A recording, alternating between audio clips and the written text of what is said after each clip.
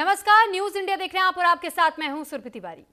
क्या America Iran को झुकाने के लिए कुछ भी कर सकता है? क्या जल्द ही ईरान के सरजमी पर अमेरिकी सैनिक घुसने वाले हैं? क्या अमेरिका ईरान को तबाह करने के लिए कुछ बड़ा प्लान कर रहा है? दरअसल ये तमाम सवाल इसलिए क्योंकि एक महीने बाद भी ईरान के तेवर में कोई कमी नहीं आई है। दुनिया भर में ट्रंप की किरकिरी हो रही है और ऐसे में ट्रंप मिडिल ईस्ट में धधकती जंग की आग को जल्द ही शांत करने के लिए ईरान के खिलाफ आखिरी और प्रचंड हमला कर सकते हैं। इन हमलों के लिए ईरान में टारगेट भी लॉक कर दिए गए हैं। एक रिपोर्ट आपको दिखाते हैं।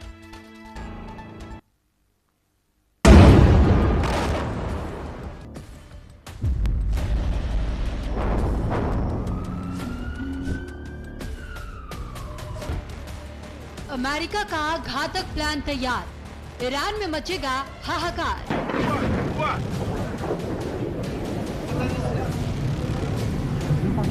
महाविध्वंसक होता जा रहा वॉर, ईरान पर होगा आखिरी प्रहार।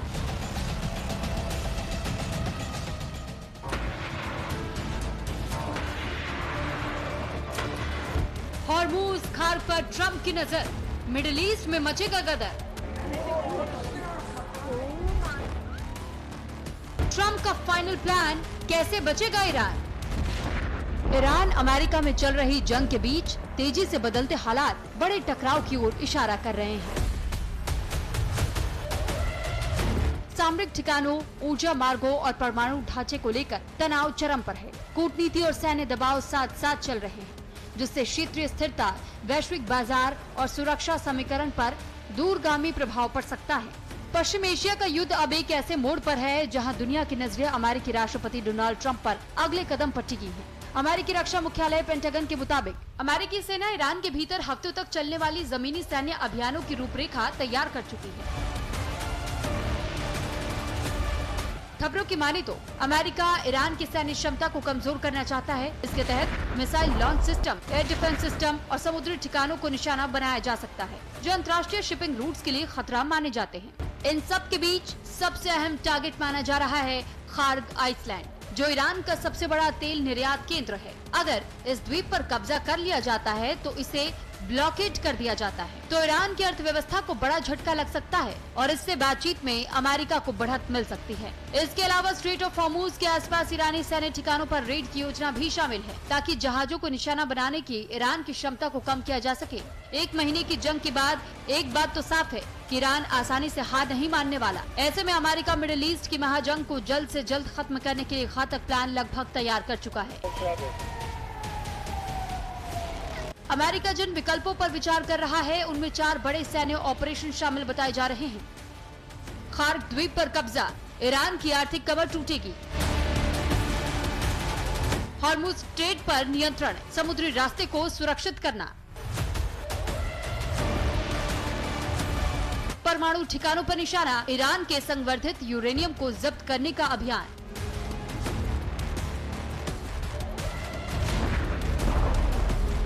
समुद्री इंटरसेप्शन, ईरानी तेल ले जा रहे जहाजों को रोकना।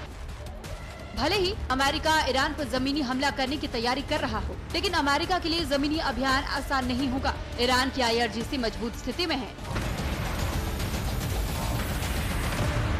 ड्रोन, मिसाइल और समुद्री हमलों के जरिए जवाब दे सकता है। एक तरफ सैन्य तैयारी तेज हो रही है तो दूसरी तरफ कूटनीतिक स्तर पर भी कोशिशें जारी है। लेकिन ईरान ने चेतावनी दी है कि अगर उसके क्षेत्र पर हमला हुआ तो वो बिना सीमा के जवाब देगा। ऐसे में अगर जमीनी ऑपरेशन शुरू होता है तो ये संघर्ष को सीमित रखने के बजाय पूरे क्षेत्र में बड़े युद्ध में बदल सकता है। फिलहाल अमेरिकी योजनाएं कागज पर हैं, लेकिन जिस तरह से सैन्य तैनाती और रणनीतिक विकल्प तैयार किए जा रहे हैं, उससे संकेत मिलते हैं कि आने वाले कुछ हफ्ते इस युद्ध की दिशा तय कर सकते हैं। Bureau report, news India. तो फिलहाल इसी को लेकर के हम चर्चा को आगे बढ़ाएंगे और इस चर्चा का हिस्सा हमारे साथ बनने के लिए जुड़ चुके हैं तमाम मेहमान। तो सबसे पहले मेहमानों का तारुफ आपसे करवा दें। रिटायर्ड मेजर जनरल हमारे साथ अनुज माथुर जी जुड़ चुके हैं, defence expert, retired group captain doctor Anand Swaroop ji हमारे साथ पूर्व अधिकारी IAF से जुड़ चुके हैं और डॉक्टर DK गुप्ता विदेश मामलों के जानकार हमारे साथ जुड़ चुके हैं और इसी के साथ विनोद कुमार शुक्ला जी मिडिल ईस्ट के जानकार हमारे साथ जुड़ चुके हैं और सोहेल काजमी जी वरिष्ठ पत्रकार हमारे साथ जुड़ चुके हैं। बहुत स्वागत है सर आप सभी का। तो फिलहाल एक एक करके हम सभी मेहमानों का रुख करें। सबसे पहले अनुज माथुर सर, मैं आपका रुख कर रही हूँ क्योंकि सर, क्या ये कहा जा रहा है कि जिस तरीके से लगातार अमेरिका पीछे हटने को तैयार नहीं है, ना ही ईरान अब तक ये कह रहा है कि ठीक है, सीज फायर पर विचार विमर्श किया जा सकता है, एक और अमेरिका ये भी कह रहा है कि हम तो जंग जीत चुके हैं, अगला टारगेट क्यूबा है, लेकिन दूसरी ओर हम देख रहे हैं कि त्रिपोली यूएसएस की तैनाती वो कर रहा है, मरीन कमांडर्स को उतार रहा है। तो आखिर फिलहाल अमेरिका और क्या चाह रहा है? आप कहते हैं जंग जीत चुके हैं, तो फिर ये इस तरीके की तैनाती और क्यों हो रही है? जय हिंद सुरभि। देखिए, सबसे इम्पोर्टेंट बात ये होती है कि जो युद्ध होते हैं वो कई फ्रंट्स पे एक साथ लड़े जाते हैं, और उन फ्रंट्स में से एक बहुत महत्वपूर्ण फ्रंट होता है साइकोलॉजिकल वॉरफेयर का फ्रंट। यानी कि आप एक मानसिक युद्ध छिड़े जिसमें information warfare, miss information warfare उसका हिस्सा होते हैं। तो ये जो डोनाल्ड ट्रंप के स्टेटमेंट्स आ रहे हैं एक के बाद एक, कोई कभी कुछ कभी कुछ कभी कुछ, वो कहीं ना कहीं इसी प्रकार के एक इंफॉर्मेशन वॉरफेयर का हिस्सा है।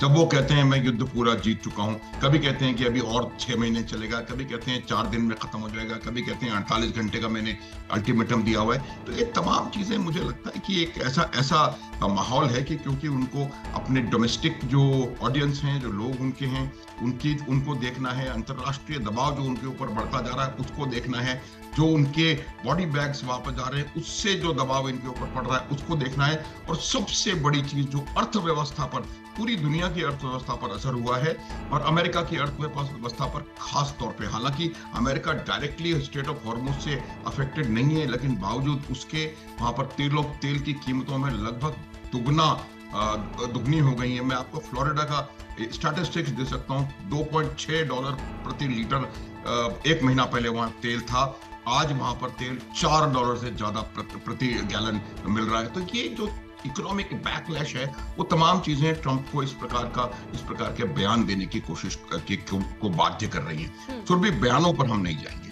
अब ट्रंप के पास रास्ते क्या हैं, मैं क्लियरली बता सकता हूं कि 3-4 पॉसिबिलिटीज हैं। पहली पॉसिबिलिटी तो इसको आप अट्रिशन वॉरफेयर के तौर पे चलने दें। अट्रिशन वॉरफेयर वो होता है कि आप फोकस आपका ये होता है कि आप शत्रु के ऊपर उसके मैन मटेरियल मोरल, यानी कि उसके जान माल और उसके मनोबल के ऊपर इतना प्रहार करें कि वो टूट करके और अपने घुटने पर आ जाए। ये उनका फोकस है अट्रिशन वॉरफेयर का। तो वो लगातार आप उनके ऊपर लगातार हमले करते चले जाइए, उनको नुकसान पहुंचाते रहिए, उनसे साइकोलॉजिकल वॉरफेयर करके उनके मनोबल पर असर डालते रहिए। तो ये एक लंबा प्रोसेस चलेगा और ये बहुत दिनों तक चलता रहेगा, जिस प्रकार से आप देख रहे हैं कि रूस और यूक्रेन का युद्ध पिछले 4-5 साल से लगातार चलता चला आ रहा है। दूसरा पॉसिबिलिटी है कि आप दोनों का नुकसान हो जाए। ये बात बार मैंने भी कही है, आपके चैनल पे भी कही है कि दोनों की परिस्थिति ऐसी होती है। एक आर्मी में टर्मिनोलॉजी होती है, आर्म फोर्सेस में, उसको कल्मिनेशन पॉइंट करते हैं। कल्मिनेशन पॉइंट तब आया हुआ माना जाता है जबकि आप उसके आगे सक्सेसफुल बैटल करने के सक्षम न रह जाएं। तो ऐसा कल्मिनेशन पॉइंट लगता है मुझे दोनों में से, या तो दोनों का या दोनों में से किसी एक का शायद पहुंचे, तब कहीं ये ऐसी परिस्थिति बन सकती है कि आप एक प्रकार से सीज फायर के लिए बाध्य हो जाएं। वो डील नहीं है, कोई पीस डील नहीं है, वो सीज फायर हो सकता है कि आपने ये डिसाइड कर लिया कि भाई अब लड़ाई नहीं करेंगे, आगे बातचीत का जरिया हम ढूंढेंगे। और तीसरा जो बेस्ट ऑप्शन मेरे हिसाब से वो ये है कि किसी भी प्रकार से एक ऐसी डील दोनों के बीच में हो जो कि इस युद्ध को समाप्त कर सके। ये सर्वश्रेष्ठ सॉल्यूशन मेरे हिसाब से हो सकता है, लेकिन वो मुझे होता हुआ नजर इसलिए नहीं आ रहा क्योंकि जब आपकी डिजायर्ड एंड स्टेट, अमेरिका की डिजायर्ड एंड स्टेट क्या है, 15 मांगे उन्होंने दे दी, एक भी मांग ईरान को मंजूर नहीं है। ईरान की डिजायर्ड एंड स्टेट क्या है, 5 डिमांड्स उन्होंने रख दी, एक भी डिमांड अमेरिका को मंजूर नहीं है। तो जब आपकी डिजायर्ड एंड स्टेट इतनी एक्सट्रीम्स पर होती हैं तो इस प्रकार का कोई सोल्यूशन निकलना मुझे लगता है बहुत भारी पड़ जाता है। तो अब मुझे लगता है कि डोनाल्ड ट्रंप जो है, अमेरिका जो है, इस प्रकार से दबाव डालने का प्रयास करेगा।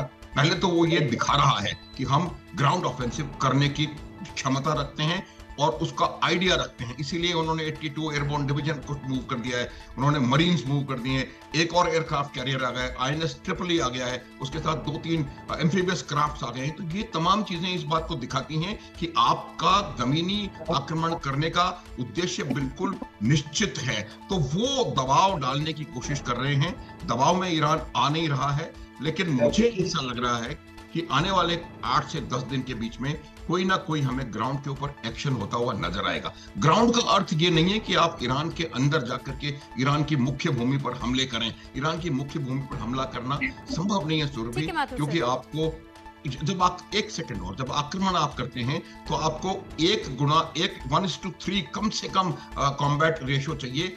इनफैक्ट उससे ज्यादा चाहिए होता है, लेकिन मिनिमम मान लें तो अगर ईरान की सेना 6 लाख है तो आपको 18 लाख ट्रूप चाहिए होंगे। कहीं आपके पास 18 लाख नजर नहीं आ रहे। तो सिलेक्टिव ग्राउंड ऑपरेशन होगा जिसका उद्देश्य होगा कि किसी प्रकार से स्ट्रेट ऑफ हॉर्मुज का कंट्रोल अख्तियार कर लिया जाए, और उसमें वो और उनके साथी देश जो हैं गल्फ कंट्रीज वो मिलकर के इसको करने की संभावना हो सकती है। खर्ग आइलैंड और दूसरे आइलैंड्स और ईरान का सदर्न शोर जहां से वो स्ट्रेट ऑफ हॉर्मुज को डायरेक्टली कंट्रोल कर सकता है, वो टारगेट्स हो सकते हैं। तो ये संभावना बनी हुई है। लेकिन एक बात की मैं वार्निंग देना चाहता हूं कि ये जो ऑपरेशंस होते हैं वो कैजुअलिटी के मामले में बहुत महंगे होते हैं। जब आप इस प्रकार का ऑपरेशन करेंगे तो आपको और आपके देश को बहुत लार्ज संख्या में बॉडी बैग्स रिसीव करने के लिए तैयार रहना पड़ेगा। और इस प्रकार के बॉडी बैग्स रिसीव करना क्या अमेरिका को या अमेरिका की जनता को, और वो भी ऐसे क्रिटिकल टाइम में जब आपका इलेक्शन 6-8 महीने दूर है, तब इस प्रकार से क्या उनको मंजूर होगा, ये सोचने की आवश्यकता है। लेकिन अब अमेरिका का ओनली ऑफ रैंप पॉसिबल जो मुझे नजर आ रहा है वो यही है कि किसी न किसी प्रकार के कारण वो ये स्ट्रेट ऑफ हॉर्मुज का कंट्रोल अख्तियार करें, या इतना बता सकें कि मैंने स्ट्रेट ऑफ हॉर्मुज का कंट्रोल कर लिया है और हम युद्ध जीत गए। और ठीक है माथुर सर, अब इसी चीज को लेकर के मैं एक बार आनंद स्वरूप सर से मैं ये जानना और समझना चाहूंगी कि सर लगभग 3,500 मराइन कमांडर्स और सर मेरीन कमांडर्स को तैनाती के साथ साथ में त्रिपोली यूएसएस को आप ये कह रहे हैं कि हम एक्टिव कर रहे हैं, उस युद्धपोत की तैनाती कर रहे हैं। आप 3,500 कम से कम ऐसे कमांडर्स की तैनाती कर रहे हैं, उसमें भी 50,000 ट्रूप्स तो आपके पहले से वहां मौजूद है। तो क्या वाकई में ये मान लिया जाए कि ईरान में अब जमीनी स्तर पर घुस करके हमला करने के इरादे पर उतर चुका है अमेरिका? सुरभि जी नमस्कार। बहुत ही रेलेवेंट क्वेश्चन आपने पूछा कि ये माइल्स है अपने आप में यूएस से, तो अब उसके लिए एक डू और डाई सिचुएशन आ गई है। तो पहले तो हमें ये समझना पड़ेगा कि जो सिचुएशन है इसके ग्राउंड के अंदर चैलेंजेस क्या है अमेरिका के लिए। एक तो शोर लाइन जो है वो अराउंड 1770 किलोमीटर 1100 माइल्स की है। तो अमेरिका इसके अंदर जो अगर ऑपरेशन करेगी तो वो टारगेटेड रेड्स होंगे, इसके अंदर ज्यादा कुछ नहीं होगा। उसमें स्टेट ऑफ हॉर्मुज है, खर्ग आइलैंड है, लर्क आइलैंड है, या ऑयल इंफ्रास्ट्रक्चर पे इनको हिट करने के लिए प्राइमरली वहीं से अपना डोमिनेंस दिखाने की अमेरिका कोशिश करेगा। उसके लिए अपने स्पेशल ऑपरेशन ग्रुप, इनके अपने जो फोर्सेज हैं वो, और कन्वेंशनल इनकी इन्फेंट्री आ चुकी है। रिसेंट डेवलपमेंट जो आपने खुद ही बताया कि 3,500 यूएस मरीन का त्रिपोली एम्फीबियस असॉल्ट शिप आ गया है, और माथुर सर ने बताया कि और भी उसके अंदर ऑगमेंटेशन हुआ है, और कई हजारों की संख्या में 82nd एयरबोर्न डिवीजन वाले भी इसके अंदर ज्वाइन कर जाएंगे। मगर अब हमारे को समझना पड़ेगा कि जो ईरान की टोपोग्राफी है वो एक तरीके से नेचुरल फोर्ट्रेस के जैसे है। माउंटेन के बैरियर्स हैं उसके अंदर, जैसे ज़ाग्रस है वेस्ट के अंदर, एल्बर्ट्स है वो नॉर्थ के अंदर है, और रेंजेस जो है, जो पीक्स है वो 3 से 4,000 मीटर की हाइट की है। तो यहाँ पे मूवमेंट जो है ट्रुप्स का, अगर कह लेते हैं कि अपना माउंटेन आपकी जो अपनी रूट पे जो मूवमेंट्स हैं, अपने कैरियर्स जो इनको आर्मी को लेके जाने वाले जो है, वो जो है कैरियर्स की मूवमेंट बहुत डिफिकल्ट है। फूड एंड फ्यूल लॉजिस्टिकल इनके लिए नाइटमेयर हो जाएगा। और अगर देखा जाए तो वहाँ पे डेजर्ट्स भी हैं, जो नमक के डेजर्ट्स, उनके दश्त कबीर है और दश्त लुत्फ है, इनके अंदर ट्रेवलिंग हो ही नहीं पाएगी। तो एक तरीके से फिजिकल मूवमेंट वहाँ पे नहीं है। ऊपर से ईरान ने जो है 31 मोज़ेक, अपने जो मोज़ेक डिफेंस है उसमें 31 प्रोविंशियल यूनिट्स को इंडिपेंडेंट कंट्रोल पूरा का पूरा दे दिया है, और वो क्षमता रखते हैं कि उनके ऊपर स्वॉन अटैक्स करें, मतलब एक साथ बहुत सारे ड्रोन्स के साथ में अटैक कर दें, गुरिल्ला इंसर्जेंसी उनके पास में। अब इनकी जो पॉपुलेशन है ईरान की, उसको आप देखें तो वो 9 करोड़ की पॉपुलेशन, 3 गुना है जो इराक को इन्होंने लास्ट टाइम इम्पैक्ट किया था, उसके साथ में इनको 3 गुना हो जाना पड़ेगा। सिमिलरली अगर अमेरिका प्लान करता है तो ईरान के लिए क्या चैलेंजेस होंगे? ईरान के लिए चैलेंजेस आप देखिए, उनकी लीडरशिप इन्होंने एक्सटर्मिनेट कर दी है। अभी अली लाटियानी जो है वो IRGC के उनके कमांडर को हटा दिया गया। अब इनका सेंट्रलाइज कमांड तो कह रहा है कि 66% इराक की जो मिसाइल ड्रोन है हमने डिस्ट्रॉय कर दिया है। नेवल के 92% लार्ज वेसल्स इनके संक हो चुके हैं। इलेक्ट्रॉनिक वॉरफेयर में ब्लाइंडनेस आ चुकी है। 60 आवर्स के लिए इंटरनेट पूरा ब्लैकआउट कर दिया था इन्होंने साइबर वॉरफेयर के थ्रू, यूएस और इजरायली उन्होंने। तो हाइपर इन्फ्लेशन हो चुकी है। तो ईरान और यूएसए के बीच में अगर आप देखते हैं, दोनों ही कंट्रीज के लिए बहुत ज्यादा चैलेंजेस हैं, इतना आसान नहीं है। तो जैसे इसमें माथुर सर ने बताया कि सिंबॉलिक विक्ट्री के लिए यूएसए इसमें चेस करेगा, और इसमें ईरान के जो स्टेट ऑफ हॉर्मुज है उसके लिए, अब जैसे ब्रिटिश कैरियर भी आ रहा है वहां पे, जो अपने वाटर में माइंस है उनकी, वो सी में माइंस हटाने के लिए, तो एक सिंबॉलिक विक्ट्री चेस कर रहे हैं। और टुगेदर अगर आप देखते हैं तो इसके अंदर विक्ट्री किसी भी कंट्री को मिलती हुई दिख नहीं रही है। ईरान की तरफ से पूरा रेजिस्टेंस चल रहा है, और अमेरिका की तरफ से कहीं पे भी उनको अंदर घुसने का जरिया नहीं मिल रहा है। अब आप देखिए कि 1 मिलियन जो है उन्होंने अपने फाइटर्स को एक्टिवेट कर दिया है मेन और रिजर्व लिस्ट के अंदर। तो आप ये मानिए कि 2,500 साढ़े 3,000 और 10, 15, 20,000 लोगों से तो इस युद्ध को जीता नहीं जा सकता। जमीनी तौर पे अगर हम ग्राउंड अटैक पे जाते हैं तो वो तो बहुत ही डिफिकल्ट है, क्योंकि आप उनका जब कुड्स डे था उस दिन भी देखिए कि कितने मोटिवेटेड लोग, इतने अटैक्स होने के बाद भी वो देश के लोग हैं, इतने सारे कुड्स डे के दिन इकट्ठे हुए और उन्होंने अपना ये दिखाया कि भाई हम इस वॉर में इतने मोटिवेटेड हैं। तो साइकोलॉजिकल वॉरफेयर जो अमेरिका की तरफ से बार बार ट्वीट्स से जो भी मैसेजेस आते हैं इंटरनेशनल लेवल पे, उसका कुछ इम्पैक्ट ईरान के ऊपर नहीं हो रहा है। और इंडिपेंडेंस डे उन्होंने, अभी आप देखिए शाहिद ड्रोन का अपना रिवाइज वर्जन जिसकी रेंज ज्यादा है, उन्होंने उसको लॉन्च कर दिया है। तो उनकी तरफ से रुकने का तो कोई सवाल आ ही नहीं रहा है। अमेरिका के ऊपर प्रेशर बढ़ता जा रहा है, क्योंकि जो वॉर की कॉस्ट है, लॉजिस्टिकल नाइटमेयर्स की वजह से उनकी वॉर की कॉस्ट बढ़ती जा रही है। बिल्कुल सर, अपने देश सर मैं लौट रही हूँ आपके पास, आप इसी बात से कंटिन्यू कर लीजिएगा। इस बीच एक बड़ी खबर है, हॉर्मुज पर ईरान का एक बहुत बड़ा दावा सामने आया। हॉर्मुज के पास हमारा दबदबा बढ़ा है। ईरान की ओर से ये स्पष्ट किया गया, हॉर्मुज स्ट्रेट पर कंट्रोल की मान्यता मिले तो ईरान ने ये कहा कि जो हॉर्मुज के पास हमारा दबदबा बढ़ा है, इसको ध्यान में रखते हुए हॉर्मुज स्ट्रेट पर कंट्रोल की मान्यता हमें मिलनी चाहिए। तो फिलहाल देखिए, हॉर्मुज स्ट्रेट का कंट्रोल पूरी तरीके से ईरान के पास ऑफिशियल नहीं है, और इसको लेकर के कई एक्सपर्ट्स ये दावा भी कर चुके हैं। जिस तरीके की टोल वसूली का मामला भी जब सामने आया था तो ये कहा जा रहा था कि ये जब तय हुआ था तो अंतर्राष्ट्रीय कानून के तहत में इसे किसी देश का हिस्सा नहीं बताया गया था। अब एक बार फिर से मेहमानों का रुख कर लेते हैं, और क्योंकि आनंद स्वरूप सर अपनी बात आप रख रहे थे, आप अपनी बात पूरी कर लीजिए, फिर मैं अगले मेहमान का रुख करूंगी सर। सुरभि जी, आपने सही बोला कि स्टेट ऑफ हॉर्मुज के लिए इंडिया ने भी ऑब्जेक्शन दिया है कि क्योंकि पूरे नेविगेशन राइट्स जो है वर्ल्ड के इसके अंदर चलते रहने चाहिए, क्योंकि सारे देश इससे इम्पैक्ट हो रहे हैं। साउथ कोरिया का 95%, अपना जापान का अराउंड 80%, सारा फ्यूज वहीं से आता है, हमारी इकोनॉमी भी इम्पैक्ट हो रही है।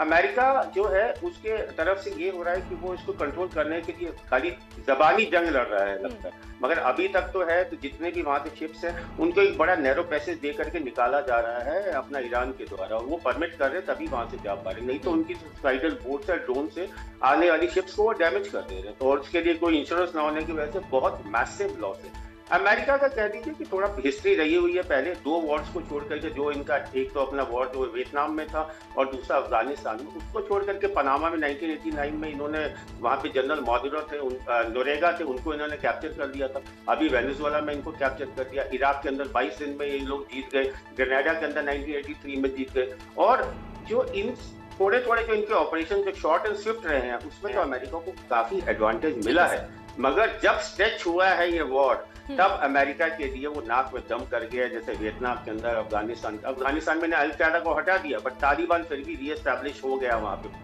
तो ये अमेरिका के लिए एक तरीके से एक नाइटमेयर है, उनके लिए बन रहा है वॉर, क्योंकि 1 महीने चलने के बाद भी इस वॉर के अंदर अमेरिका को कोई रास्ता नहीं मिल रहा है, और अमेरिका फोर्स हो गया है वर्ल्ड की दूसरी पावर से हेल्प मांगने के लिए और उनसे अपने रिसोर्सेज को इसके अंदर ऑगमेंट करने के लिए उनके साथ जोड़ने के लिए, ताकि वो ईरान को कुछ तरीके से दबा पाए, जो अभी तक संभव होता दिख नहीं रहा है। सुरभि, ठीक है सर। सोहेल सर, क्योंकि ये बात बार बार आ रहा है सामने कि ईरान जहां इस वक्त मजबूती से डटा हुआ है, अड़ा हुआ है अपनी मांगों को लेकर के भी, लेकिन दूसरी तरफ हम देख रहे हैं कि अमेरिका अभी ये जंग पूरी तरह जीता नहीं है। दूसरा टारगेट आप क्यूबा को बता दे रहे हैं। आखिर कैसी मेंटालिटी ट्रंप की? दूसरी चीज ये भी सर, अफगानिस्तान में जो कुछ भी हुआ उस जंग को अमेरिका के लिए अब तक का सबसे लंबा युद्ध का समय माना गया। क्या ऐसा दिखाई देता है कि क्योंकि उम्मीद तो 1 हफ्ते की गई थी, अब 1 महीना हो चला है इस युद्ध को शुरू हुए, क्या अमेरिका के लिए ये वॉर भी बहुत ज्यादा स्ट्रेच अभी होने वाला है? आपको ऐसा दिखाई देता है? क्योंकि हमने देखा कि अफगानिस्तान में उन्होंने युद्ध लड़ा, उसके बाद से सैनिकों की तैनाती कर दी, इराक में, सीरिया में, और अब ईरान की बारी है। लेकिन क्या ऐसा कर पाना मुमकिन है जो आपने इराक और अफगानिस्तान में एक समय पर किया था? देखिए सुरभि मैम, गुड इवनिंग। मेरे जितने भी को पैनलिस्ट हैं उनको भी गुड इवनिंग। दूसरा ये है कि दोनों सर्स ने बहुत अच्छे ओपिनियन से बताया आपको विस्तार पूर्वक, जो आर्मी और नेवी और सबके हिसाब से। लेकिन मैं बता रहा हूँ आपको कि जितना लंबा ये युद्ध होगा उतना अमेरिका बैकफुट पे जाएगा, अमेरिका को नुकसान होगा, फाइनेंशियली भी होगा। और दुनिया में जो दुर्गति जिसकी आप भी इशारा कर रही थी, आज देखिए, आज की बात कर रहा हूँ, पूरी दुनिया में कोई ऐसा मुल्क नहीं है जहाँ लाखों के हिसाब से लोगों ने डेमोन्स्ट्रेट नहीं किया है ट्रंप के खिलाफ। तो ट्रंप का जो वर्ल्ड ओपिनियन है उसके अगेंस्ट वो बढ़ रहा है, और वो इंडिकेट करता है कि अमेरिकन जो है वो भी दुखी हो चुके हैं इस वक्त ट्रंप से, और वो भी चाहते हैं या तो इम्पीच हो जाइए या तो इसका कोई इलाज किया जाए। जब अपने मुल्क के लोग अपने रहबर, अपने हुक्मरान के खिलाफ होना शुरू हो जाते हैं, मैं समझता हूँ उससे आपका जो मनोबल है वो घटता है। लेकिन ट्रंप एक कंफ्यूज्ड आदमी है, वो फिर भी लगा हुआ है। व्हाइट हाउस की क्या पॉलिसीज है अभी तक वो सामने नहीं आ रही। वो भी चाहते हैं जितने भी एक्सपेरिमेंट्स है ट्रंप को आगे रख के कर लिए जाए। लेकिन दुनिया इस वक्त जो है वो परेशान है, और दुनिया जो है, वर्ल्ड ओपिनियन जो है वो ट्रंप के अगेंस्ट होता जा रहा है। और जितनी भी सर ने जैसे कहा कि जितने मुल्कों से उन्होंने मदद मांगी है, कोई मुल्क सामने नहीं आया सिवाय सऊदी अरब के, या एक दो मुल्क जो जहां यूएस बेसिस थे और जहां डैमेज हुए, उसके अलावा कोई खुल के सामने नहीं आया। लेकिन ईरान के साथ कुछ मुल्क सामने आए, चाहे चाइना फर्स्ट डे पे आ गया था, नॉर्थ कोरिया भी बोलता है, रशिया तो कर ही रहा है जो मदद करनी है। लेकिन मैं समझता हूं कि अगर ये युद्ध बढ़ता है तो ये ज्यादा से ज्यादा सिंपैथेटिकली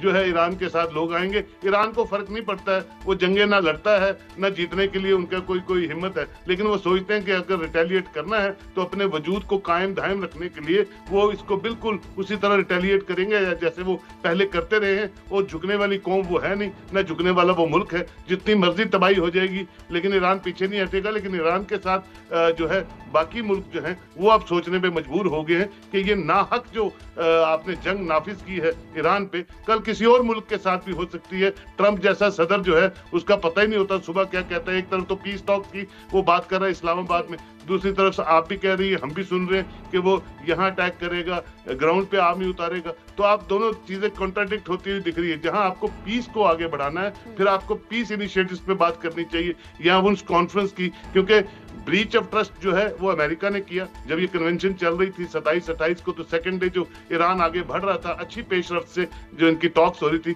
उसके सेकंड डे आपने वहां अटैक कर दिया। तो कहने का मतलब है कि ट्रंप पे कोई भरोसा कर नहीं सकता। इसी वजह से ट्रंप जो है बदनाम हो रहा है पूरी दुनिया में, क्योंकि उसकी करनी और कथनी में बहुत फर्क है, और वो अल्टीमेटली हार्मफुल है रेस्ट ऑफ द वर्ल्ड। जो बाकी कंट्रीज है उनके लिए भी जो है बड़ा एक मुसीबत बना के रख दी ट्रंप ने। तो इसलिए अब जब भी बात होगी, जो भी सीरियस वर्ल्ड ओपिनियन लीडर्स बैठेंगे वो संजीदगी से बात करेंगे, और बीच के रास्ते से ही कहीं सीज फायर या कहीं न कहीं जो अमन अमान की बात है वो आगे लाई जाएगी।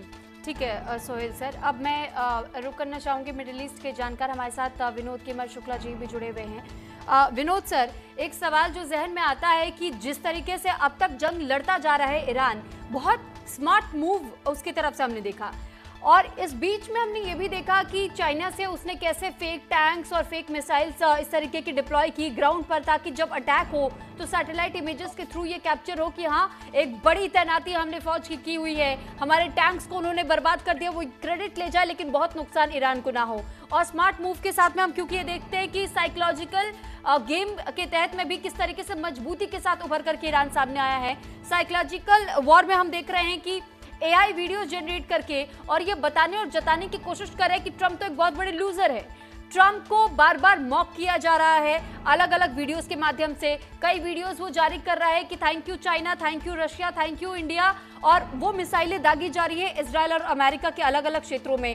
और इस तरीके की वीडियोस जारी करते हुए वो सिर्फ वीडियोस नहीं पब्लिश कर रहा, लेकिन एक संदेश दे रहा है। वो अमेरिका को साथ ही साथ मॉक भी कर रहा है और अपने लोगों को उस वीडियोस के साथ में सर्वोच्च साधने की कोशिश भी कर रहा है। इस मूव को ईरान के समर्थन में हम देख सकते हैं कि वाकई बहुत अच्छी तरीके से उसने अपने आप को प्रिपेयर इस जंग के लिए किया, और ये लंबे अरसे से जो प्लानिंग थी वो अब सफल हो रही है। कैसे देखते हैं आप इसे? सुरभि, देखिए, जब दो अनइक्वल्स फाइट करते हैं तो अगर एक जो बड़ा प्लेयर है या जो पावरफुल है उसको थोड़ा भी डैमेज होता है तो उसका रेपुटेशन डैमेज होता है। तो ईरान ने जो अमेरिका पर किया है वो वही किया है।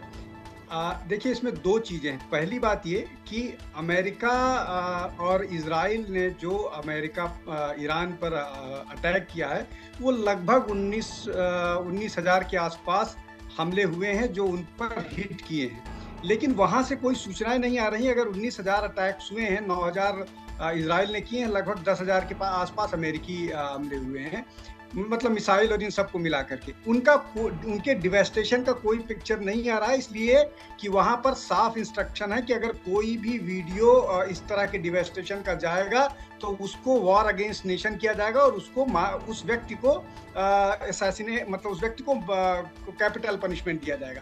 तो एक ये फैक्टर है, वहां सूचनाएं नहीं आ रही।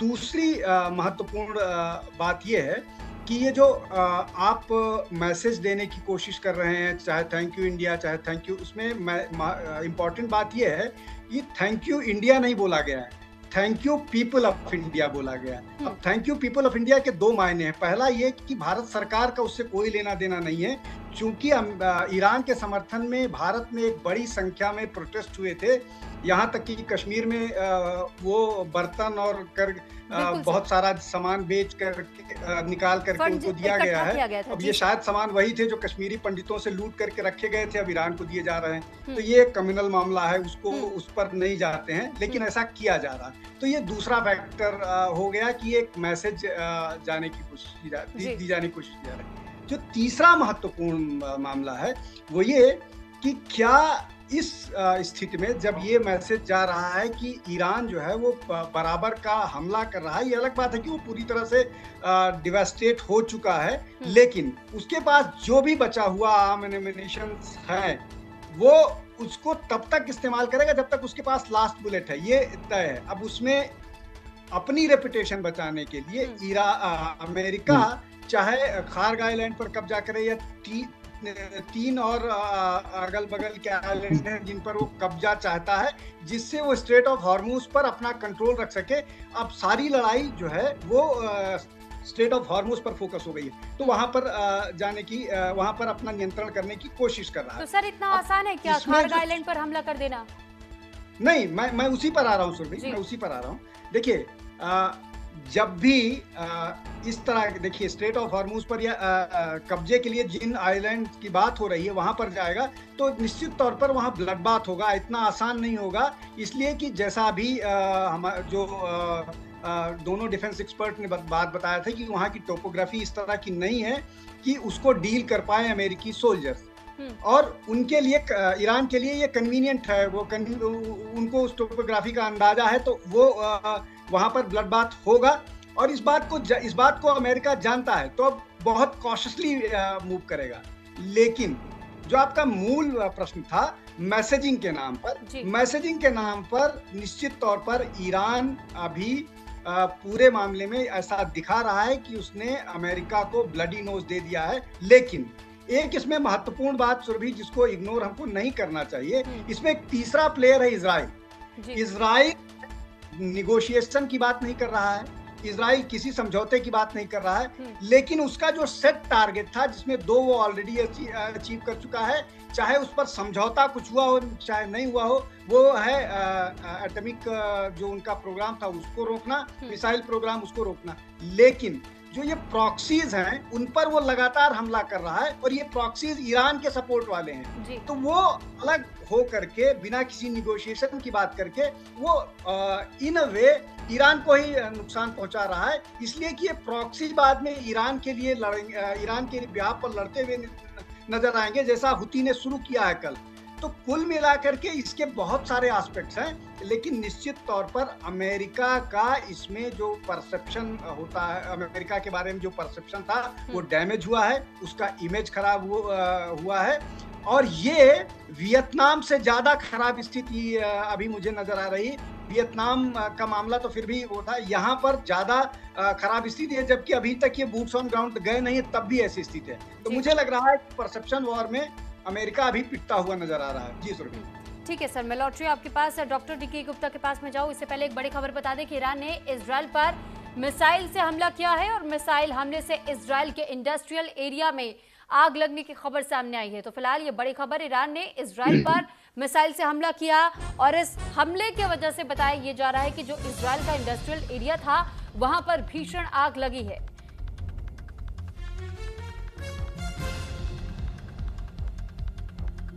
तो फिलहाल ये जानकारी आपको दे रहे कि किस तरीके से अभी भी हमले जारी है। एक तरफ जहां पीस टॉक की बात चल रही है तो वहीं दूसरी तरफ हमलों की खबर भी सामने आ रही है। अब रुक कर लेते हैं डॉक्टर डीके गुप्ता सर आपका। और सर ये कहा जाता है कि जब हम पीस टॉक करते हैं तो कम से कम तब तक के लिए तो सीज फायर की उम्मीद की जा सकती है, लेकिन इस बीच भी सीज फायर दिखाई नहीं दे रहा है। दूसरी तरफ अमेरिका बातचीत को तैयार है और अभी जैसे क्योंकि हमें यही बात अभी सर भी कह रहे थे, विनोद कुमार शुक्ला सर, और उनकी ओर से बताया गया कि आप ये ध्यान दीजिए कि अमेरिका बातचीत के लिए आगे आ रहा है। वो कहता है कि ठीक है हम बात कर लेंगे, अगर वो चाहते हैं तो हम कर लेंगे बात, लेकिन इजराइल की ओर से अभी तक ऐसा नहीं है। इजराइल कह रहा है कि हम आखिरी खून के कतरे तक भी इस जंग को नहीं छोड़ेंगे, हम ये जंग लड़ेंगे क्योंकि हमारे एग्जिस्टेंस का सवाल है। ईरान कह रहा है तुम्हारे एग्जिस्टेंस का सवाल तो हमारा भी है। दोनों देशों में से किसी की भी एग्जिस्टेंस बरकरार रहे, ये दोनों ही कोशिश कर रहे हैं। अब ऐसे में इस पीस टॉक का आखिर कंक्लूजन कुछ निकलेगा या नहीं? आप सभी लोगों को जय हिंद, जय भारत। देखिए सुरभि जी, ये जो वार चल रहा है इसमें 2 डायमेंशनल अप्रोच से चल रहा है इस समय, पिछले 4 या 5 दिनों से मैं जो देख रहा हूं, या 6-7 दिनों से। पहली बात कि अमेरिका ने एक 2 डायमेंशनल अप्रोच का इजराइल को ऑफेंसिव कर दिया है। इजराइल को जहां तक मैं देख पा रहा हूं कि इजराइल बिल्कुल ऑफेंसिव मोड पर है।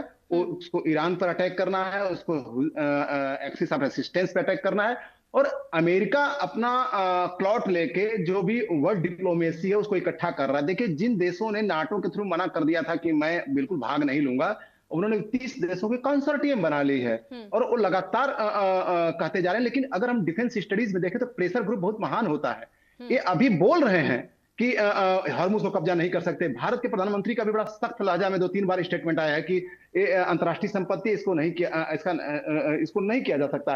तो एक प्रेशर ग्रुप अंदर से क्रिएट हो रहा है वर्ल्ड वाइड। जो स्टेट हॉर्मुज, उसके 2 कारण हैं कि स्टेट ऑफ हॉर्मुज एक अंतर्राष्ट्रीय संपत्ति है और वैसे ही रेड सी भी एक अंतर्राष्ट्रीय संपत्ति है। अगर हम देखें तो 3 फ्रंट पे अटैक हो रहे हैं अंतर्राष्ट्रीय संपत्ति पर या किसी देश की संपत्ति पर। जैसे कि यूक्रेन लगातार अटैक कर रहा रसिया पर, मतलब एक एनर्जी को वेपनाइज करने की कोशिश की जा रही है। इसी तरह से ईरान जो है लगातार अटैक कर रहा है और स्टेट ऑफ हॉर्मुज आज से नहीं, पिछले 40-45 साल से उसने अपनी जो अंदर की फौज थी IRGC, जिसे मैं बार बार बोलता हूं कि IRGC, Iran is a state but IRGC is a state with in the state. And एक चीज और बताऊं सुरभि जी कि इंडिया के अंदर 2 रिप्रेजेंटेटिव है ईरान के, एक ईरान का एम्बेसडर है और एक खुमैनी परिवार का एम्बेसडर है।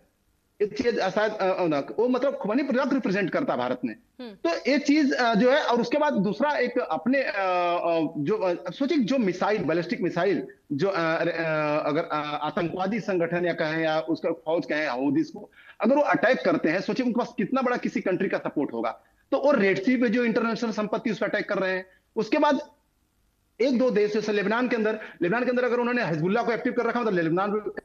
देखिए नॉर्थ एमएन में हौदीज लगभग वहां के सारा जो साना जो वहां की राजधानी सबको उन्होंने कब्जा करके वहां सिविल वार चलता है। तो एक ईरान अगर रीजनल पर्सपेक्ट में देखे, रीजनल पर्सपेक्ट में अमेरिका की बात ही छोड़ दीजिए, जब अमेरिका एक बड़ा पावर होके 2-4 देशों पर अगर अपना हक जमाने की कोशिश करता है, अटैक करता है, तो उसकी बहुत ज्यादा बुराई होती है। लेकिन ईरान एक छोटा भी देश अगर माना जाए जो कि बहुत ज्यादा इकोनॉमिकली प्रॉस्पर नहीं है, लेकिन अगर 4-5 देशों को अपने फौज के अलावा एक और फौज बना के उन देशों में डिप्लॉय करके, चाहे सीरिया हो, चाहे लेबनान हो, चाहे आपका यमन हो, सब में कब्जा करके सिविल वार चलाना, चाहे इराक हो, तो इस चीज को इस पर्सपेक्टिव में वर्ल्ड स्टडीज में देखना चाहिए। तो यहाँ पे एक चीज तो कंफर्म है जो जयशंकर जी ने कहा कि हमें, और ट्रंप ने भी बोला कि हमें हॉर्मुज की सिक्योरिटी के लिए एक इंफ्रास्ट्रक्चर तैयार करना चाहिए। इंफ्रास्ट्रक्चर मतलब कि हमको या सिक्योरिटी फोर्स तैयार करें या हम कुछ ऐसे टूल्स क्रिएट करें वर्ल्ड वाइड जिसमें ये सिक्योर हो कि आप लड़ो, 2 लोग लड़ो, हमें कोई फर्क नहीं पड़ता। तो लेकिन हमारी जो संपत्ति है जिससे करने वाला एक गरीब के पास भी जाता है इंडो पैसिफिक में, वो चीज डिस्टर्ब नहीं होनी चाहिए। आप उस पर कब्जा नहीं कर सकते, जैसे ईरान कब्जा नहीं कर सकता पूरे अंतर्राष्ट्रीय संपत्ति, मतलब वो पूरे अंतर्राष्ट्रीय बिरादरी पर हमला कर रहा है। इससे तो रेड सी में अगर 22 किलोमीटर पे अगर करता है तो 22 किलोमीटर पूरे वर्ल्ड वाइड हमला कर रहा है। तो यहाँ पे देखें तो इस समय और रही बात पीस टॉक की, देखिए युद्ध क्षेत्र में पीस टॉक कभी भी तोड़े जा सकते हैं। चाणक्य ने अपनी किताब में लिखा, बहुत बढ़िया लिखा है कि संधि पत्र कभी भी तलवारों के बल पे फाड़े जा सकते हैं। ये होता है। अभी बोस्निया के युद्ध में देखिए 70 बार एग्रीमेंट हुआ है 3 साल के युद्ध में, अब तोड़े गए हैं बार बार। तो यहाँ पे ये मत सोचिए कि कोई पीछ तक अगर आज भी चाहे मसूद, चाहे अरागाची, चाहे वहां का कोई भी कमांडर अगर आज भी रेस्टोरेंट में खाना खाते मिल जाएगा, उसको शूट कर दिया जाएगा, भले पीस टॉक चल रही हो। वार में सब कुछ जायज चलता है। तो यहाँ पे अमेरिका इजराइल बहुत ही अच्छे ढंग से स्ट्रेटेजिक पॉइंट ऑफ व्यू से लड़ाई लड़ रहे हैं। और मैं बता दूं कि वो एक स्ट्रेटेजी है ट्रंप की कि वो डिक्लेयर नहीं कर रहे हैं कुछ भी। ये भी एक वारफेयर का हिस्सा, डिक्लेयर नहीं कर रहे हैं कि मुझे कब निकलना है, कैसे निकलना है। हॉर्मुज का बहाना बन के अभी देखिए, मैं देख रहा हूं कि बुशहर पर 10 दिन के अंदर 3 अटैक हुए हैं। बहाना हॉर्मुज का है और अटैक हो रहा है बुशहर पर 3 बार 10 दिन के अंदर। और सेकंड थिंग और बता दूं, हॉर्मुज से कितना फायदा हो रहा है अमेरिका को। यूक्रेन और रशिया के युद्ध से 22 से 25 साल के अंदर $467 बिलियन कमाया अमेरिका। हाँ। केवल ऑयल के रेट बढ़ जाने से। अगर रेट बढ़ता है तो वहां की कंपनीज को बहुत ज्यादा, एक्शन को और आरामको, सऊदी अरबिया, पता है आपको कितना पैसा कमाया? अभी उसका मैं रिपोर्ट पढ़ रहा था। सऊदी अरब कंपनी खूब अच्छा पैसा कमा रही और रेट के। तो रेट बढ़ जाने से अमेरिका में उनकी कंपनियों का प्रॉफिट बढ़ता है। हथियार जो है अभी $23 बिलियन का हथियार तो मिडिल ईस्ट को अभी मार्च में साइन हुआ है। इससे क्या होता है, अमेरिका के अंदर एम्प्लॉयमेंट जनरेट होता है। और इराक को क्या होता है? बेसब्री, लाचारी, एम्प्लॉयमेंट जो ऑलरेडी 40% है। तो ईरान के जो सिविल डिप्लोमेट्स हैं, जो सिविल लीडरशिप है, वो चाहती है अंदर अंदर के किसी तरह से मामला फट जाए ताकि हम लीबिया, सीरिया, इराक वगैरह रास्ते पे न जाए। क्योंकि अगर आप 10-15 साल, 20 साल भी अगर आप पीछे छोड़ देते हो ईरान को, इसका मतलब कि आप यहाँ पे कोई अंपायर नहीं है कि ईरान को घोषित करेगा विजयी या अमेरिका घोषित करेगा। ये तो वर्ल्ड वाइड परसेप्शन क्रिएट करता है। अगर डेमोग्राफी किसी कंट्री की देखें, किसी कंट्री में डेमोग्राफी अगर उसके अनुकूल है तो ईरान को हराएगा। अगर किसी देश में अगर वेस्टर्न डेमोग्राफी ज्यादा है तो अमेरिका को जिताएगा। तो एक चीज भी चलती रहती है। सर, तो एक और चीज मैं आपसे पूछना चाहूंगी, क्योंकि सर इस युद्ध के बीच में हम तमाम एंगल्स को लेकर के चर्चा करें, लेकिन जब भारत के एंगल की हम बात करते हैं तो सर हमने ये भी देखा है कि ये पहली बार ऐसा हो रहा है जब सर रुपए इतनी तेजी के साथ गिर रहा है, लेकिन इसको लेकर के कहीं हम चर्चा नहीं देख रहे हैं।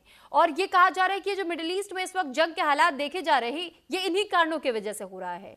और सर पहली बार लगभग 94 के आसपास पहुंच चुका है, 100 बहुत जल्द वो छू भी सकता है, इसकी भी कयास लगाए जा रहे हैं अगर ये जंग और खिंचता चला गया। दूसरी ओर रिकॉर्ड स्तर पर इस बार सोना और चांदी दोनों के दाम गिरे हैं। स्टॉक मार्केट से बताया जा रहा है कि अब तक $12 ट्रिलियन की ये इकोनॉमी वॉश आउट हो चुकी है। स्टॉक मार्केट पर सीधा असर है। तो सर ऐसे में इस जंग की वजह से तो इन तमाम एरियाज में भी बहुत ज्यादा असर पड़ रहा है। जो लोग ट्रेड करना चाह रहे, जो लोग इन्वेस्ट करना चाह रहे, इसको लेकर के कोई ऐसी चर्चाएं नहीं कि आखिर वो भरोसा मार्केट पर कब तक और कैसे कर सकते हैं। देखिए सुरभि जी, ये एक जो वार चल रहा है उसका एक पक्ष है, ये एक परिणाम है। हाँ। ये एक साइड इफेक्ट है। लेकिन हम डिस्कस क्या कर रहे हैं, इजराइल, अमेरिका, इंडो पैसिफिक और जैसा आनंद साहब ने एक दिन डिबेट में बोला था, इंडो पैसिफिक और मिडिल ईस्ट। अब देखिए यहाँ पे अलग अलग मत है। अमेरिका को मैं बार बार चैनल पे बोला हूं कि अमेरिका $1 नहीं अपना लगा रहा है और ये बड़ा अटपटा लगता है, लेकिन हकीकत है कि वेपनाइजेशन किया टैरिफ को, वेपनाइजेशन लगभग $300 बिलियन उसने कमाया, 40-50 बिलियन इसमें खर्चा करके अपने टैक्स पेयर से या अपनी कमाई हुई फैक्ट्रियों का पैसा नहीं लगा रहा है और दूसरे दुनिया से कुछ नहीं इकट्ठा किया है। वो एक स्ट्रेटेजी थी अमेरिका की। उसको कहा जाए कि बुरा है या अच्छा है वो अलग डिस्कशन है। उसने वो कमाया। उसके बाद अब देखिए कि इस युद्ध से $23 बिलियन का उसने हथियार बेच दिया। उसके पेट्रोल, उसके जो क्रूड ऑयल की वजह से कितने उसके प्रॉफिट हो रहे हैं, तो पैसा वो खर्चा नहीं कर रहा। हाँ, उसके अगर बॉडी बैग्स अगर जाती है तो उसका जरा सा वहां पे बुराई। और सेकंड थिंग कि जो क्रिश्चियंस वोट है अमेरिका के अंदर, अगर हम पॉलिटिकल एरेना में जाएं उसके डोमेस्टिक फ्रंट पे, तो क्रिश्चियंस वोट 2 बार से जिता रहे हैं। किसको? ट्रंप को।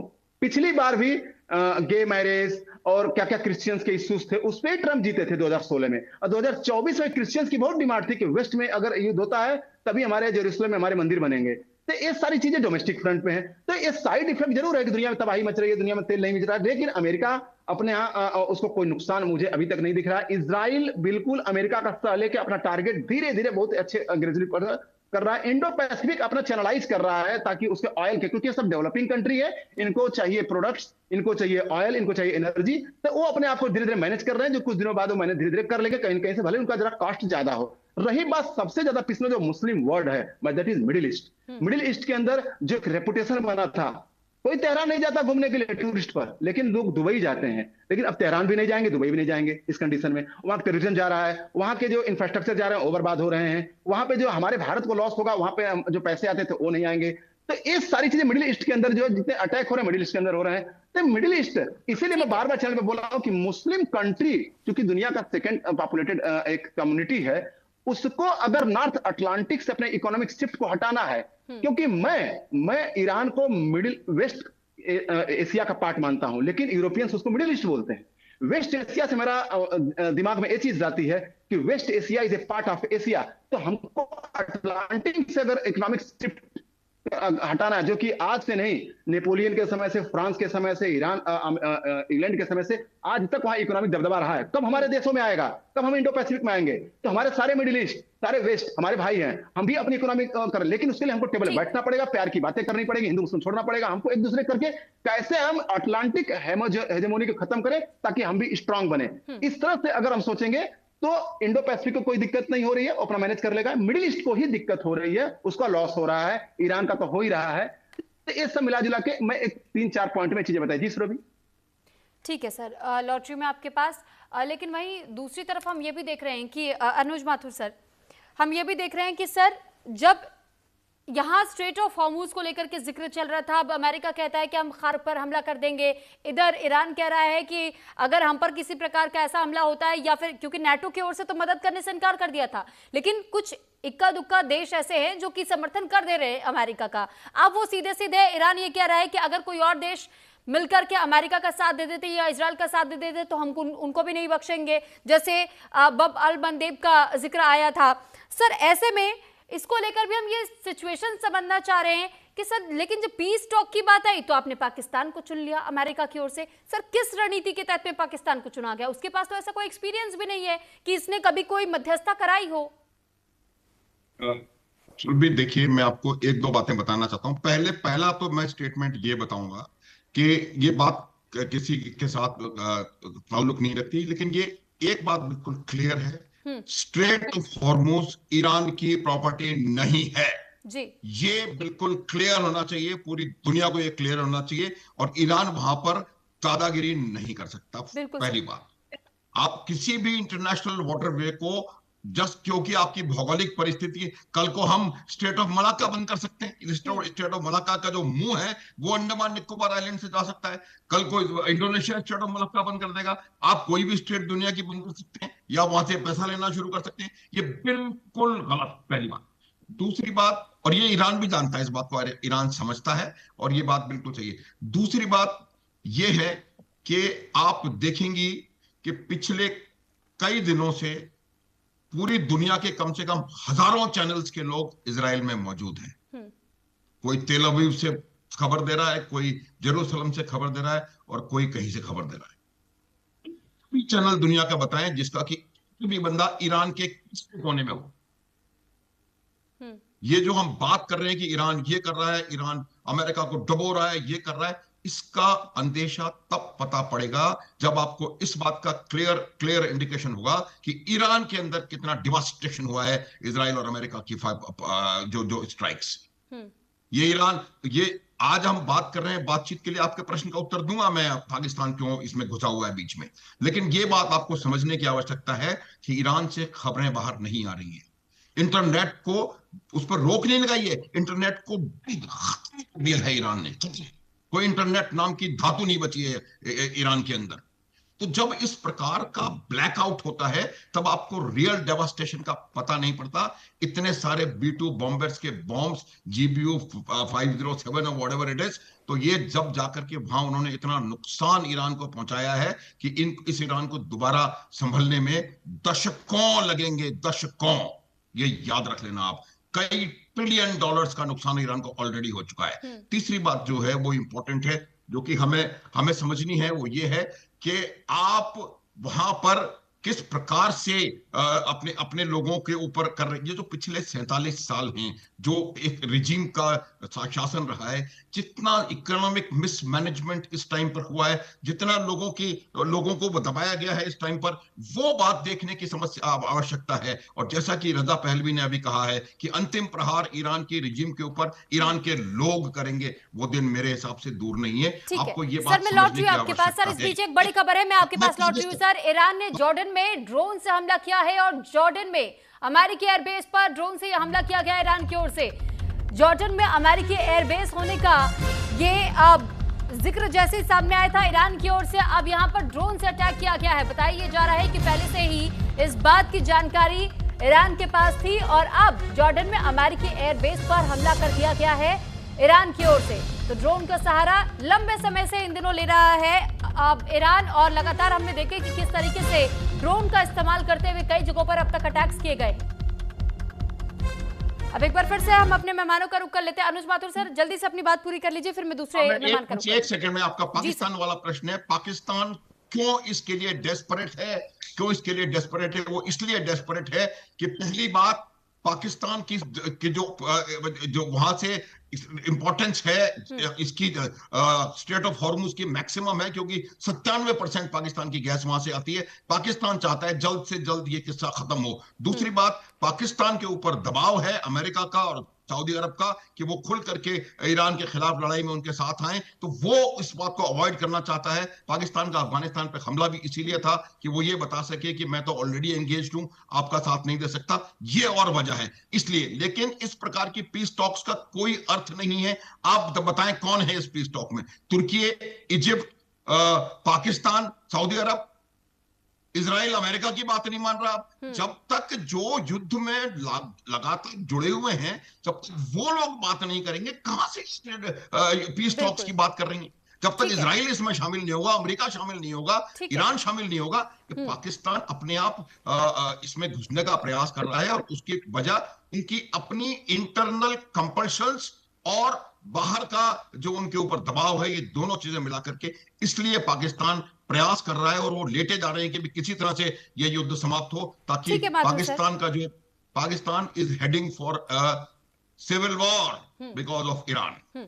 ठीक है, मैं लौटूंगी, लेकिन सोहेल काज़मी सर, मैं आपसे थोड़ा सा सिचुएशन समझना चाहूंगी, क्योंकि अभी जैसे हम पाकिस्तान का जिक्र कर रहे हैं कि पीस टॉक के लिए उसे इन्वॉल्व किया गया है, लेकिन दूसरी ओर हम ये देखते हैं कि सर हाल फिलहाल में ट्रंप की ओर से एक स्टेटमेंट दिया गया था और ये कहा गया था कि ईरान की ओर से कि हमें पाकिस्तान ने धोखा देने का काम किया है, हमसे ऑयल टैंकर्स लिए गए और वो पाकिस्तानी फ्लैग लगे हुए थे, लेकिन वही तेल लेकर के वो अमेरिका को सप्लाई कर रहा है। और ट्रंप का भी उस दौरान का एक स्टेटमेंट था जिसमें ये कहा गया था कि 8 ऑयल टैंकर्स हमें मिले हैं और बहुत स्मार्ट मूव हमने किया है, जिसमें कि पाकिस्तान की ओर से ये मदद हम तक पहुंचाई गई है। अब ऐसे में सर दो सिचुएशंस आती है कि जब आप एक तरफ ये कहते हैं कि धोखाधड़ी हमारे साथ की गई है पाकिस्तान की ओर से, सर वो पाकिस्तान के साथ में बैठ करके ये पीस डील आखिर क्यों साइन की जाएगी? पीस टॉक को ही क्यों आगे बढ़ाया जाएगा? ये इनिशिएटिव ईरान ने लिया ही क्यों कि हम पाकिस्तान को, ठीक है आप मीडिएटर बना लीजिए, वो मध्यस्थता करने को हम तैयार हैं उनके साथ में, इस्लामाबाद ना सही मिस्र में सही। देखिए सुरभि जी, बातचीत तो होनी है, बातचीत तो कहीं ना कहीं किसी न किसी मुल्क में कोई ना कोई मुल्क इन्वॉल्व होगा, तभी तो बातचीत आगे बढ़ेगी। हमें तो खुशी है कि पाकिस्तान को चुना, क्योंकि भूखा नंगा मुल्क है। जो भी कॉन्फ्रेंस में पैसा आएगा 2-3 महीने पाकिस्तान के निकल जाएंगे। आज बाजवा साहब की डेथ हो गई है, आज आसिम मुनीर 2-3 बार खाना खा चुके हैं अमेरिका पे। और देखिए अमेरिका को सरजमी चाहिए, वो अफगानिस्तान की हो या पाकिस्तान की हो, और पाकिस्तान की सरजमी जो है उससे अटैक करना बहुत से मुल्कों पे उसको दूरी कम पड़ती है। और पाकिस्तान तो तैयार रहता है, हमेशा हाजिर है, आप पैसे दीजिए जो मर्जी करवा लीजिए। आप उनका इकोनॉमिकल रिसेशन और पॉलिटिकल रिसेशन देख नहीं रही है पूरी दुनिया में। आज मैं देख रहा था फाइनेंस मिनिस्टर उनका कहीं गया, अभी वो बातचीत करने लगा, पहले ही गिर गया नीचे।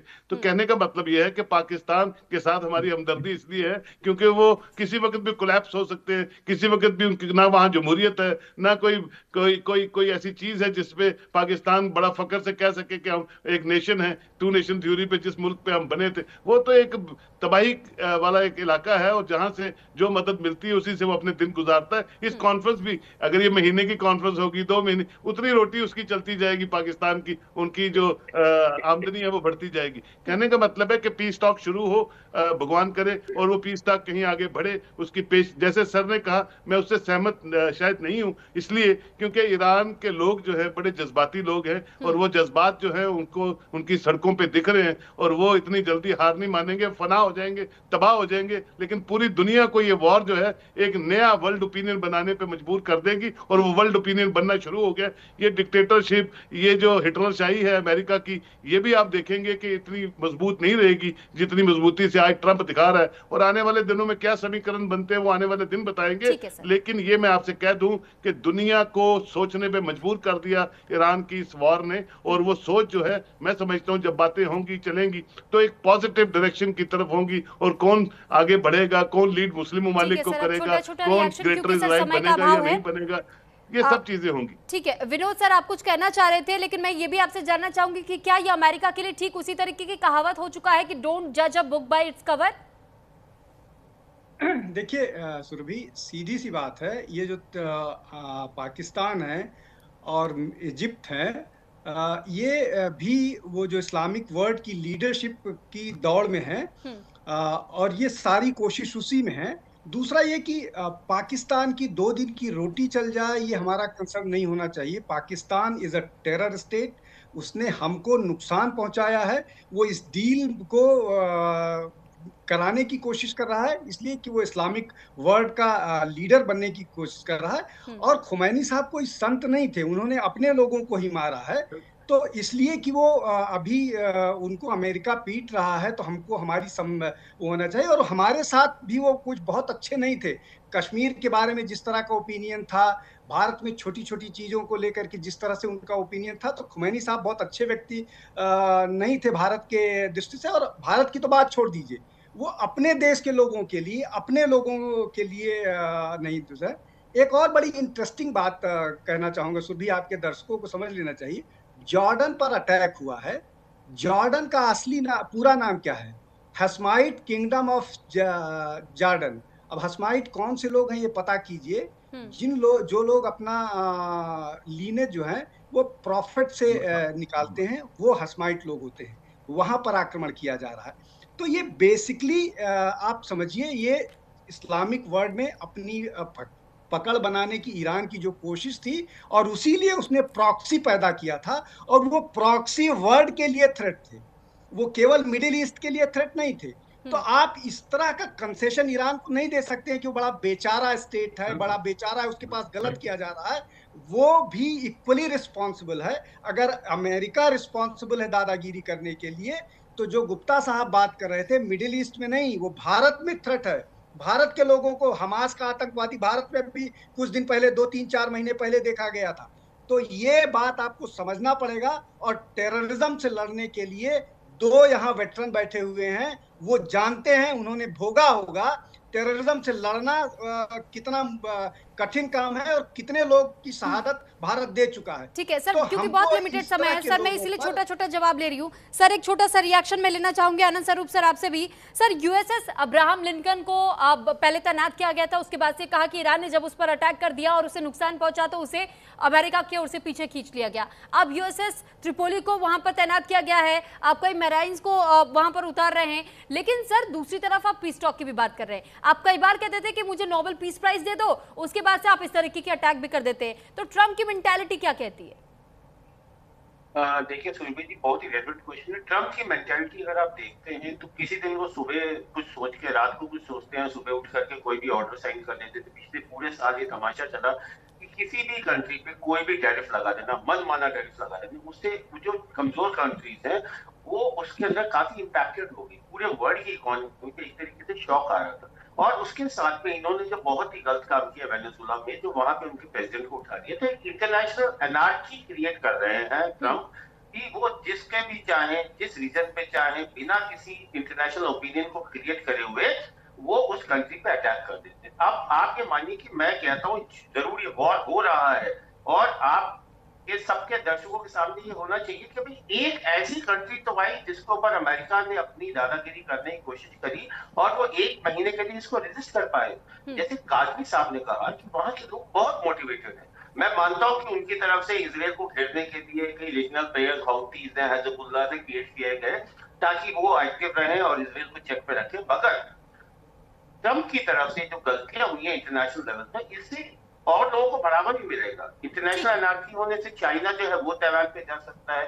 तो ट्रंप को चैलेंज करने वाला एक देश आया है, उसकी वजह से पूरे, क्योंकि उनके पास एक geographic advantage state of Hormuz की है, तो उन्होंने उसको ब्लॉक कर दिया। पूरी इंटरनेशनल कम्युनिटी को अब ये सोचना पड़ रहा है कि क्या एक देश का ऐसा व्यक्ति जो चुना गया है, आज उनके देश में इतनी जबरदस्त प्रोटेस्ट हो रहे हैं, मगर देखा जाए साइमल्टेनियसली साइकोलॉजिकल वॉरफेयर की बात करते हैं तो ईरान के अंदर कुदूस डे के अंदर आप देखिए कितनी मैसिव सपोर्ट था ईरान की अपनी कंट्री के, लोग वहां खड़े हो गए थे। आज उन्होंने 1 मिलियन जो बंदे हैं उसके अंदर 10 लाख व्यक्ति खड़े कर दिए हैं, जो वॉलंटियर्स भी हैं और रेगुलर्स भी हैं, जो इस वॉर को आगे ले जाने के लिए तैयार है। तो कहिए कि उनको त्रिपोली लाके खड़ा कर दिया, 2,500-3 हजार बंदे से 82nd एयरबोर्न डिवीजन से कुछ व्यक्ति लाके खड़े कर दिए, उससे कुछ नहीं होने वाला। ये टेक्नोलॉजिकल वॉरफेयर और इसके अंदर ईरान काफी हद तक आगे है, चाहे वहां पे अपने इजराइल ने और अमेरिका ने ईरान से इस वॉर में उलझने के बाद डैमेज कर दिया इंटरनेट को, फिर भी वो कभी अभी इस चीज को रेजिस्ट करने में कामयाब है। और मैं तो ये कहूंगा कि पूरे इंटरनेशनल कम्युनिटी की तरफ से ईरान एक अमेरिका को ये दिखा पा रहा है कि आप किसी भी देश को कम नहीं आंक सकते।